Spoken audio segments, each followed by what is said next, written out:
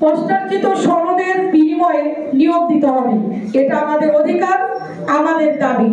সনদ আছে যার, নিয়োগ হোক তার।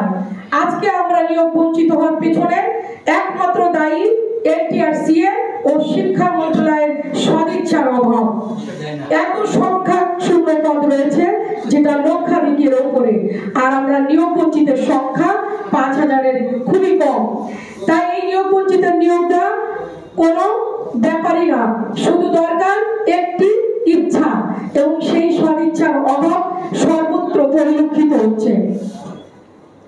সেই সাথে সিদ্ধান্তহীনতা।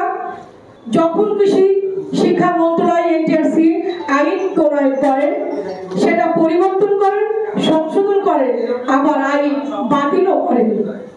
আমরা এর নিরসন চাই। ১ থেকে ১৭তম নিয়োগ বঞ্চিত সনদধারীদের নিয়োগ কার্যকর করার দাবি রাখছি এই সংবাদ সম্মেলনের মাধ্যমে। কাল বিলম্ব না করে মানবিক দিক থেকে হোক আর আইনগত দিক থেকে হোক নিয়োগের ঘোষণা দিতে হবে। আগামী ১৫ জুলাই রোজ সোমবার নিয়োগের ঘোষণার জন্য কঠোর কর্মসূচি পালন করা হবে এবং এনটিআরসির বোরাকটর অফিসের সামনে আমরা এই কর্মসূচি পালন করব। এর আগে যদি চেয়ারম্যান মহোদয় ও মাননীয় শিক্ষামন্ত্রী এনটিআরসির নিবন্ধিত নিয়োগ বঞ্চিত শিক্ষাক্রমের প্রতিনিধি দলের সাথে আলোচনার মাধ্যমে নিয়োগের ঘোষণা দেন, তাহলে আমরা আন্দোলন প্রত্যাহার করব।